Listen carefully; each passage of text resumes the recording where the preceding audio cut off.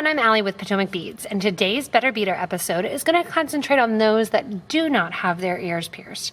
You may have people that are a little bit needle shy, maybe a little bit of the younger variety, or that are older, their lobes have been stretched or torn, and they can no longer wear actually post or dangly fish hook earrings. So you might come across some different clip-on earrings. You may get a request for clip-ons, you may need clip-ons yourself, or you may have a little friend or a granddaughter or somebody that you want to make earrings for.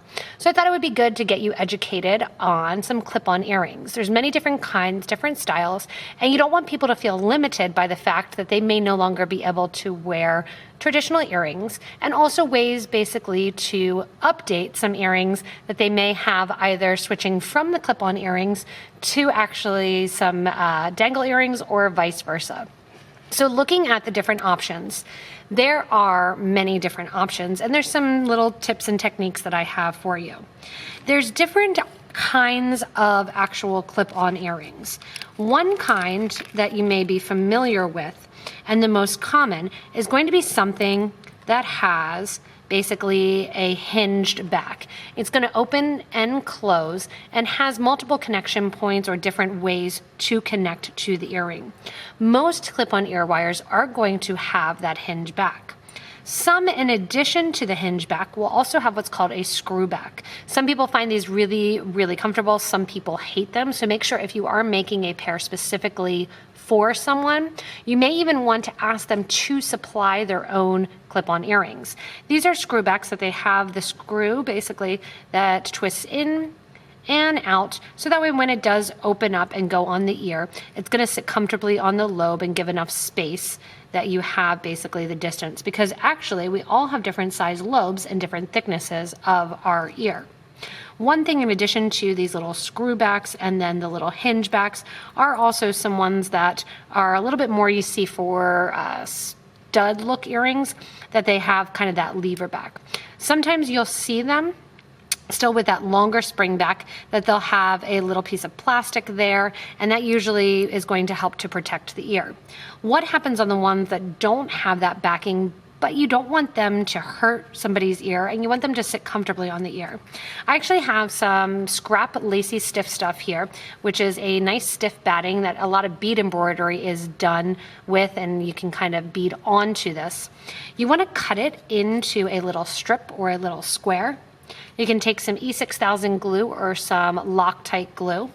You're just going to put a little bit of glue actually onto the piece of felt,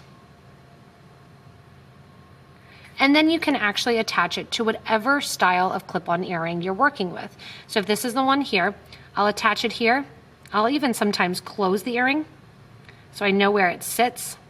Let it dry onto there, and then you can take any sort of little scissors that you want to and actually trim around the edges. This is particularly good if you have a younger person that's going to be wearing the clip-on earrings, because they usually are not used to have something on their ear. So I know when my daughter was little and she wanted earrings like mom, I went through and did some of the clip-on earrings and took this different batting or padding and actually glued it onto the back of the earring, so that way it sits a little bit more comfortably without the metal sitting on the ear.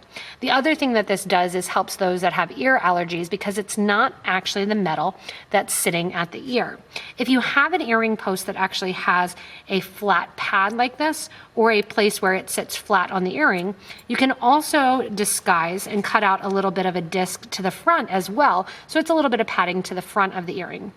The other thing you can do is take a little cotton ball and roll that up, or a little Q-tip, roll up some of that cotton and glue that on as well. It will get a little bit icky as you're wearing it, and you might need to kind of scrape it off or pull it off and re-glue again.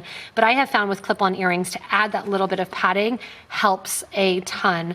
They also, again, do sell different little rubberized pieces of padding. You can also, if you have a little bit of a silicone kind of non-grip slip mat, you can cut off a piece of that silicone non-grip slip and do the exact same thing, just making sure that you're getting the glue on the place here with that silicone.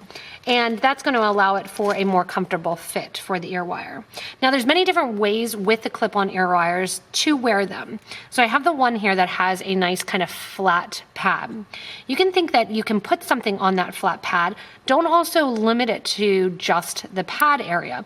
You can hang something down using a jump ring. If I wanted to do this earring, say, I could attach a jump ring and actually have it dangle and hang from the bottom portion of the lobe. You can also glue something directly on this, just like this bigger bottom as well. So this one here has a little bit of holes. You can use some wire and attach. You can use glue and attach in that way as well. So these are generally going to be glued on items. But again, don't limit yourself. Hang a jump ring down and you can have something hang from the earring. There's also the kinds of earrings that have the little loops from them as well.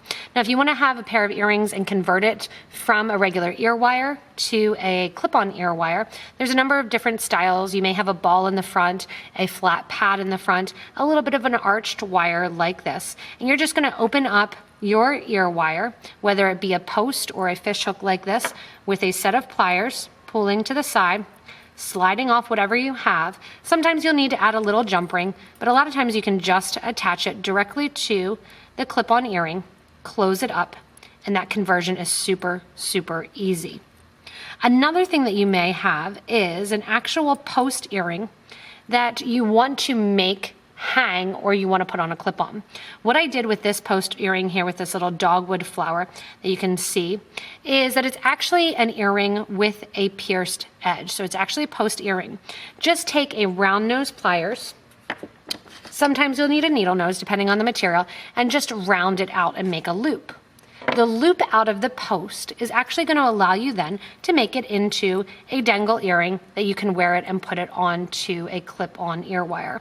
That way you can still get that same great look of that post, but have it onto the clip-on. You can also sometimes file down the post ear wire and attach it with some glue to one of the different styles of that clip-on earring. That if you wanted to have this go clip-on, you could clip that off right there. Clip off that loop too if you want, or maybe there's something hanging from that loop like they're designed for, and actually attach it to an actual clip-on ear wire. So there's a bunch of different options when it comes to taking a post ear wire, taking a fish hook ear wire, and to actually taking them and converting them into that clip-on style. Keep in mind with the clip-on, generally people are either going to have sensitive lobes, they're pulled lower, or they are generally kids. So think about the weight of the earring in addition to the actual style, because again, you want them to be comfortable. The number one thing I hear about clip-on earrings is how uncomfortable they are. That's why I wanted to go over this whole kind of padding and using some of that batting for the padding, whether or not you use that or even just that little silicone slip mat as well, gluing that on so it's a much more comfortable fit. Also, a little heads up is to take the earrings off before nap time. I did that with my daughter once, and it was fun getting that clip-on earring out of her hair as well, and then her sore ear. So you can look at all of these different kinds of ways to take a regular style ear wire, turn it into a clip-on, take a actual post ear wire, bend up the post, and attach it to one of those dangles.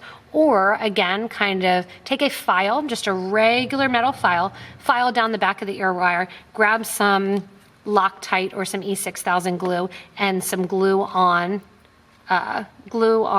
clip-ons right there, glue it right on so that way you can enjoy some of those posts as clip-ons as well.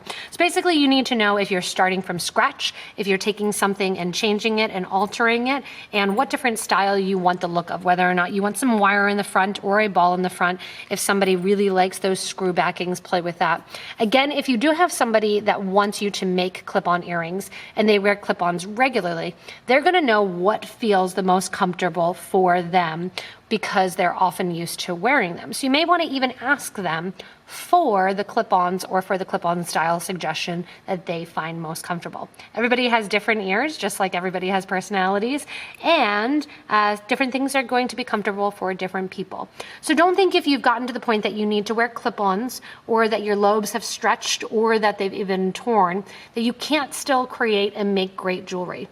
You can create, make jewelry, check out the different supplies of clip-ons, get creative, grab some glue for sure, because that's part of the creativity, and go to town creating the clip-on ear wires.